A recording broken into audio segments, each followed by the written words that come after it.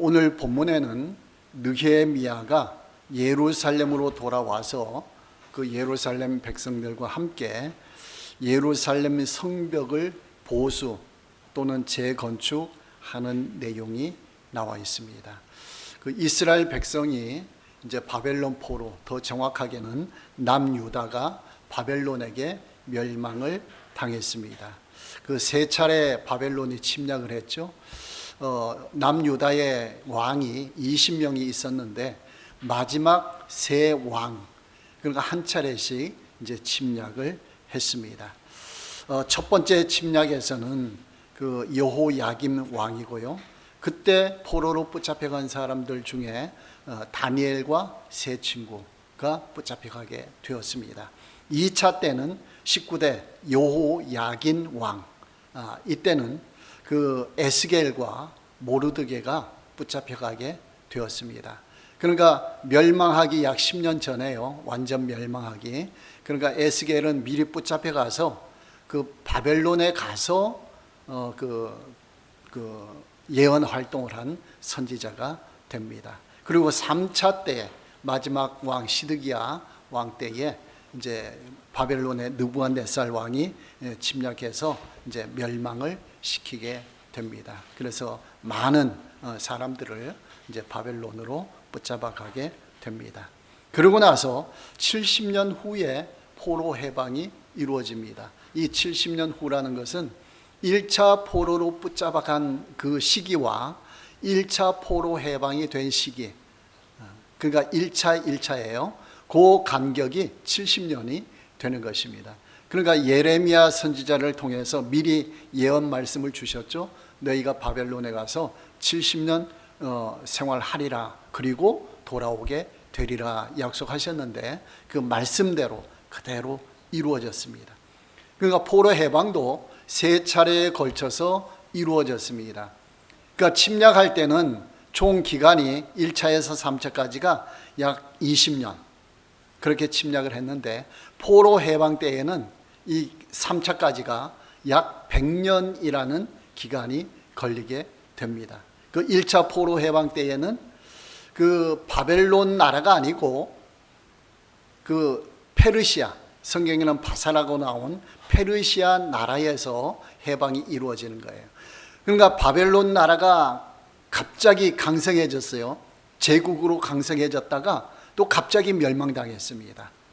멸망했고요. 그리고 나서 페르시아가 나라가 제국이 되었는데, 그 유대인들이 그 지역에 살기 때문에 나라는 바뀌었지만은 그대로 생활은 하고 있는 거예요.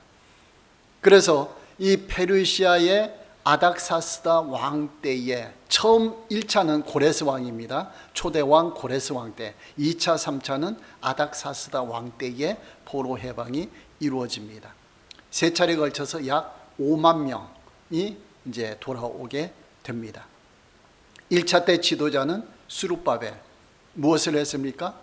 예루살렘 성전을 건축했죠. 완전 건축이라기보다는 부서진 곳을 보수하는 작업을 했습니다. 자, 2차 포로 해방 약 80년 후에, 1차 포로 해방 80년 후에 2차 포로 해방이 이루어집니다. 지도자는 에스라. 왜 왔습니까? 율법 말씀을 회복하기 위해서, 율법을 잘 지키도록 하기 위해서. 에스라는 율법 학자예요. 제사장이면서. 그래서 에스라가 지도자로 왔습니다. 3차 때는 14년 후, 2차 포로 해방의 14년 후, 약 14년 후에 3차가 이루어졌는데, 그 3차 지도자는 느헤미야. 느헤미야 때는 몇 명이 같이 왔는지는 알려지지 않고 있어요. 일단 느헤미야를 중심으로 돌아오게 되었습니다. 돌아온 이유는 예루살렘 성벽을 보수, 재건축하는 그 일을 진행시켰습니다. 이렇게 3차에 걸쳐서 약 5만 명이 돌아왔지만은 돌아오지 않은 사람들이 훨씬 더 많이 있어요. 그 중에 대표적인 사람이 누군지 아세요?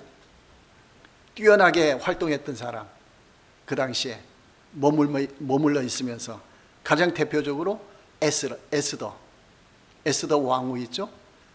그 다음에 모르드게, 이런 사람들이 그 지역에 남아 있으면서 돌아오지 않고 하나님의 그 일을 수행한 사람들입니다.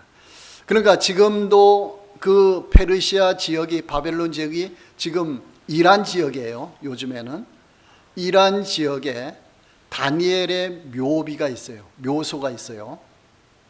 그 다음에 모르드게 에스더 묘소도 있어요. 그걸 지어놨어요.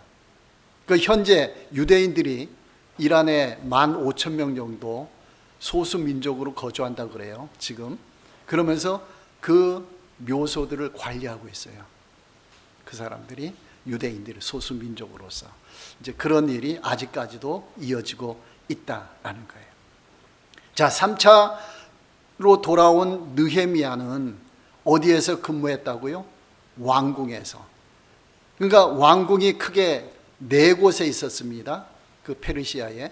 근데 수산궁이라는 거기에서 지금은 근무하고 있는 중에 예루살렘 소식을 듣게 되었어요. 예루살렘 소식을 듣고 이제 그 근심이 생겼죠. 걱정이 생겼죠. 그럼 무엇을 했습니까? 기도를 했죠. 금식기도. 그러니까 예루살렘 성이 불탔다. 성문들은 다 파괴되었다. 그 다음에 그 유대인들은, 예루살렘 거민들, 주민들은 그 능욕을 당하고 억압을 당하고 있다. 그러니까 예루살렘에 왕이 없잖아요. 그러니까 막 침략하는 거예요. 주변에서, 주변 나라들이. 동네 북, 좀 심한 말로 하면은 동네 북처럼, 주인 없는 나라처럼. 그러니까 서로가 괴롭히는 거예요. 그런 상황이 있었다라는 거예요. 그러니까 그런 상황이 진행될 때에 이 소식을 듣고 느헤미야가 하나님께 금식 기도했습니다. 그러면 금식 기도할 때에 한 내용이 이스라엘 조상들의 잘못을 회개한 거예요. 우리가 잘못해서, 범죄해서 이런 징계를 받고 있습니다. 하나님 불쌍히 여겨 주십시오. 그런 기도할 때에 하나님께서 그 기도를 응답해 주셔서 어떤 방식으로 응답했는가 하니요, 그 왕, 페르시아 나라의 왕, 황제 아닥사스다를 움직였어요. 마음을 움직였어요. 그 느헤미야가 그 근무하는 자인데 슬픈 기색을 하고 있으면 왕이 싫어할 거 아니에요. 근데 걱정해서 물었던 거예요. 왜 근심하냐?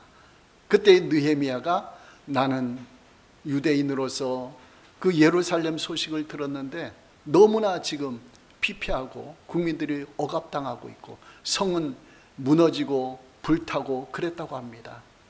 그랬더니 이 왕이 그럼 어떻게 하랴 물었어요. 나를 보내주십시오. 나를 거기에 보내가지고 그 성을 건축하도록 그렇게 해주십시오. 그렇게 요청을 했어요. 그랬더니 이 왕이 보내주는 거예요. 보내주면서 기한을 정하고 돌아오라, 이제 그런 거예요. 그 느헤미야가 1차 작업 성벽을 보수하고 12년 만에 일단 돌아옵니다. 돌아왔다가 다시 이제 예루살렘으로 가게 되는 거예요. 그러니까 그만큼 이 느헤미야는 아닥사스다 왕의 사랑을 받는 자, 신임을 받는 자였다. 이걸 이제 알 수가 있는 거죠. 유대인으로서 페르시아에서 그 정도로 신임을 받는다. 그러니까 이 사람은, 느헤미야는 술 맡은 사람이에요. 왕의. 그러니까 만약에 누가 독을 탈 수도 있잖아요. 그러니까 독 탄 거 다 검사하는 거예요. 자기가 마셔보기도 하고. 그러니까 음식 맡은 사람은 가장 신임하는 사람들이잖아요. 그 왕이. 그 정도로 신임하는, 왕의 신임을 받는 느헤미야였다라는 거예요. 자, 그래서 기한을 정하고 오는데 이 왕이 그냥 보내는 게 아니고 장관급 사람들, 군대를 동원해 가지고 보호하면서 예루살렘으로 가도록 그렇게 조치를 했습니다. 자, 느헤미야가 예루살렘에 도착해 가지고 몰래 밤에 자기가 도착한 것도 모르도록 그러면서 이렇게 순찰을 했어요. 어떻게 생겼는가, 성벽이 어떤 상태인가. 엄청 안 좋은 거예요. 그래서 순찰하고 와서 이제 백성들에게 말하는 거예요. 자, 이제 이것을 보수합시다. 다시 건축합시다. 우리가 다시 나라를 세워야 되지 않겠습니까? 이렇게 고난당할 수만은 없지 않습니까? 그러면서 그 페르시아에서 하나님이 도와준 손길, 왕이 자기를 도와준 손길, 이것을 백성들에게 이야기를 했어요. 했더니 백성들의 마음이 감동이 돼가지고 그러면은 우리가 이 건축을 합시다 하고 진행을 시키는 거예요. 진행을 시키는데 그 성벽이 전체가 무너진 게 아니고 부분적으로 무너진 거예요. 그래서 예루살렘 그 유대인들의 가문들이 각 가문에 따라서 무너진 부분 하나하나를 맡았어요. 전체를.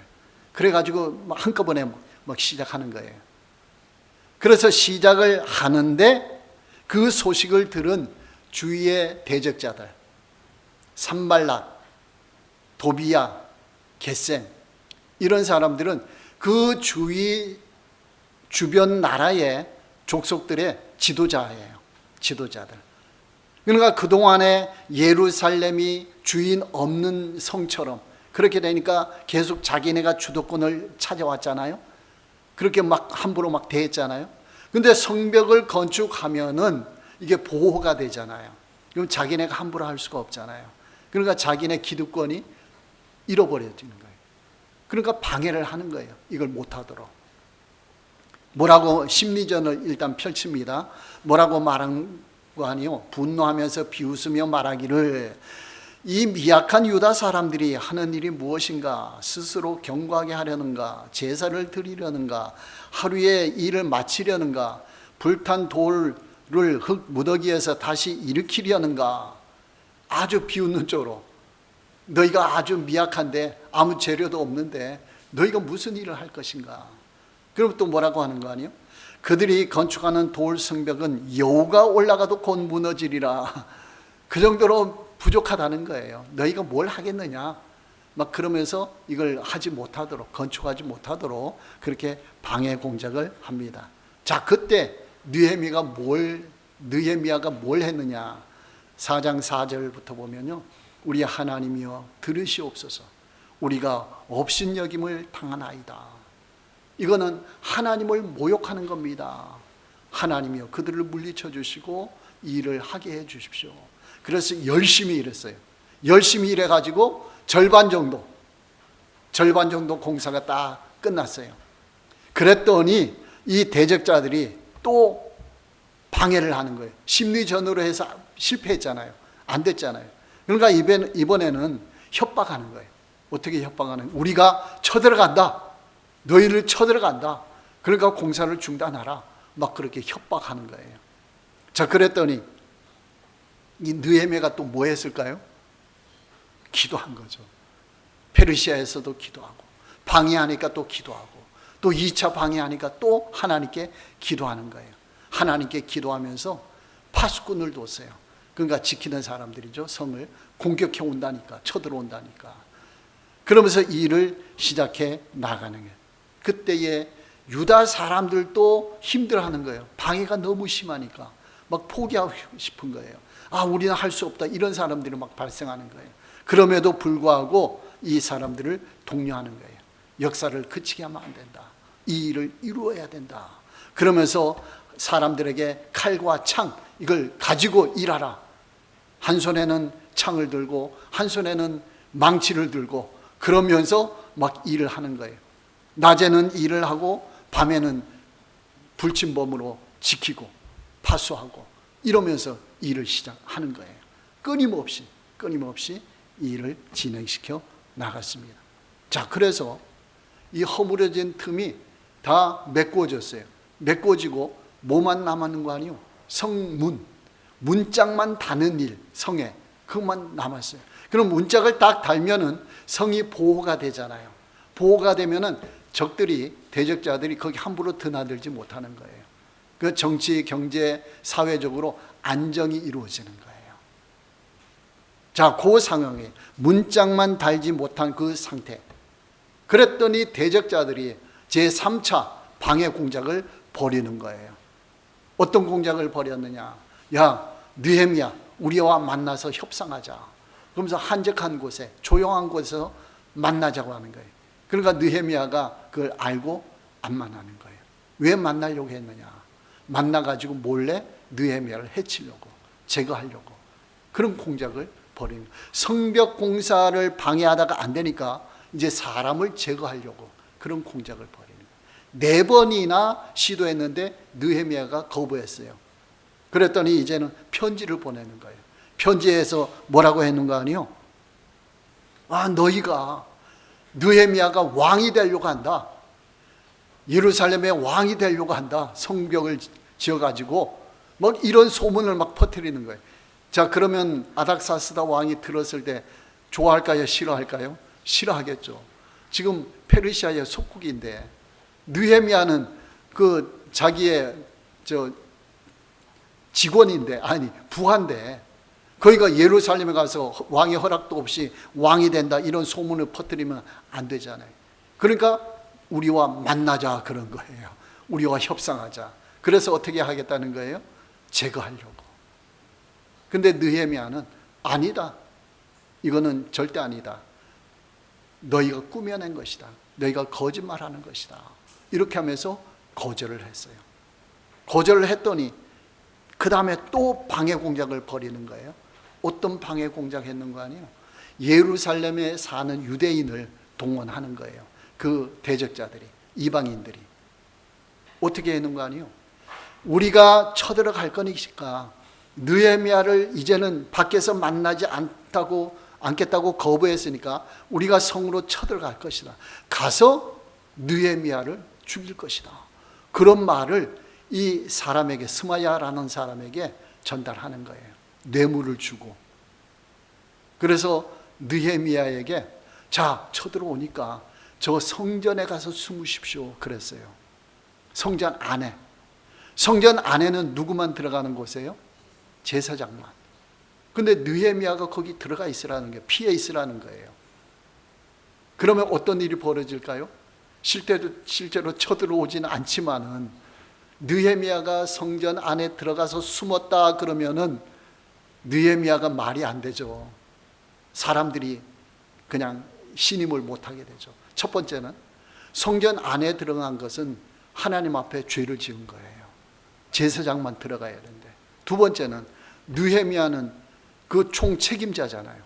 근데 대적자들이 와서 죽인다, 침략한다 하니까 비겁하게 혼자 성전에 숨어버렸어요. 그럼 지도자 역할을 할 수 있어요, 없어요? 못하는 거예요. 그런 작전을 벌인 거예요. 그 나중에 느헤미야가 거부했는데 이걸 알았어요. 대적자들이 스마야라는 사람에게 뇌물을 주고 이런 말을 했구나, 이런 예언을 했구나, 그렇게 깨달은 거예요. 그러니까 몇 번이나 방해 공작을 했지만 성공했어요, 못했어요? 성공하지 못했어요. 느헤미야가 하나님께 기도하면서 하나님 말씀 붙잡고 정직하게 일을 꾸준하게 추진해 나갔던 거예요. 그랬더니 오늘 본문 6장 15절에 성벽 역사가 52일 만인 엘두월 25일에 끝나매. 52일. 우리가 이 기사를 보면 엄청 오랜 기간처럼 보여요. 엄청 많은 사건들이 있었잖아요. 그렇죠? 내용들이. 근데 52일 만에 이런 일이 벌어졌다는 거예요. 그러니까 매번 시달린 거예요. 느헤미야는 자나깨나 시달린 거예요. 그렇지만은 느헤미야는 어떻게 했어요?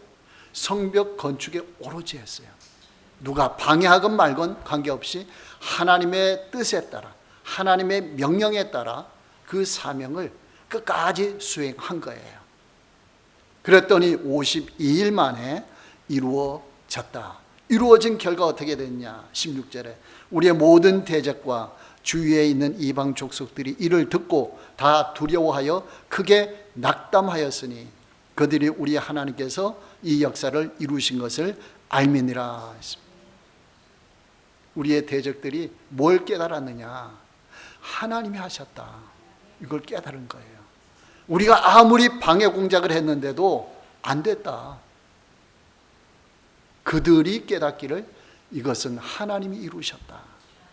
그러면서 크게 낙담했다 했어요. 누가 승리한 거예요? 느헤미야가 승리한 거예요. 그들이 힘이 더 강했지만은 느헤미야가 어려운 환경 속에서 이 일을 추진하면서 승리하게 되었다라는 거예요. 자, 우리는 무슨 나라 사역하고 있습니까? 하나님 나라 사역. 하나님 나라 사역할 때에 방해가 있을까요? 없을까요? 방해가 있어요. 분명히 있어요. 이건 영적 전투거든요. 그러니까 우리가 추석 명절 맞이하면서 우리가 사람들을, 가족들을 만나잖아요. 친척들을 만나잖아요. 그러니까 우리가 점검하는 거죠. 이러한 시기에 우리의 가정을 예루살렘 성 이렇게 생각하는 거죠. 성을 건축해 가는 거예요. 가정을 세워가는 거죠. 하나님 나라를 세우는 거예요. 그러면서 바벨론으로부터 해방된 자들이 무엇을 했습니까? 1차적으로 성전을 재건했다. 2차에 뭐 했습니까? 율법을 세웠다. 세 번째는 뭐 했습니까? 성벽을 건축했다. 이걸 우리 가정에 한번 적용해 보시기 바랍니다. 자, 성전을 건축했어요. 이건 뭘 의미하죠? 예배 회복. 우리 가정에 예배가 얼마나 회복되고 있는가, 이걸 점검하는 거죠. 그 다음에 두 번째는 율법을 가르쳤죠. 율법 앞에 세웠죠. 그러니까 이건 뭐예요? 말씀이잖아요.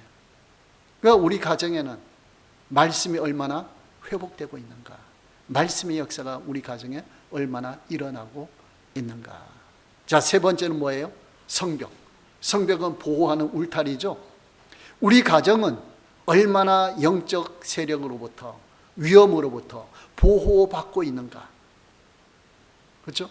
얼마나 이게 안전하게 지켜지고 있는가, 이것도 점검하는 거죠. 우리 가정이 건전하게, 건강하게 잘 세워지도록. 우리의 직장도 보호받고, 하는 일도 보호받고, 자녀들도 보호받아서 건강하게 영적으로 잘 자라고, 이런 일이 얼마나 이루어지고 있는가.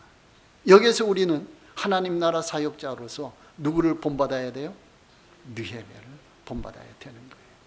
느헤미야가 온갖 방해 공작 이런 것이 있음에도 불구하고 끝까지 하나님께 기도하면서 하나님 도우심 받으면서 승리했다. 여러분, 방해가 있더라도 느헤미야는 끝까지, 처음부터 끝까지 일을 추진해 나갔잖아요. 여러분, 중단 없이 나가시기 바랍니다. 사람을, 환경을 바라보지 않고 하나님 바라보면 그렇게 할 수가 있는 거예요. 그렇게 하다 보면 결국에는 누가 도와주시죠? 하나님이 도와주셔서 하나님이 역사를 이루어 가시는 거예요. 결국에는 그 일을 통해서 누가 영광 받으시나요? 하나님. 하나님이 하셨다. 하나님이 하셨다. 우리는 연약하지만 하나님이 하셨다. 결국에는 하나님께 영광을 돌릴 수 있게 된다라는 거죠. 우리 모든 가정에 이런 은혜와 축복이 있기를 바랍니다.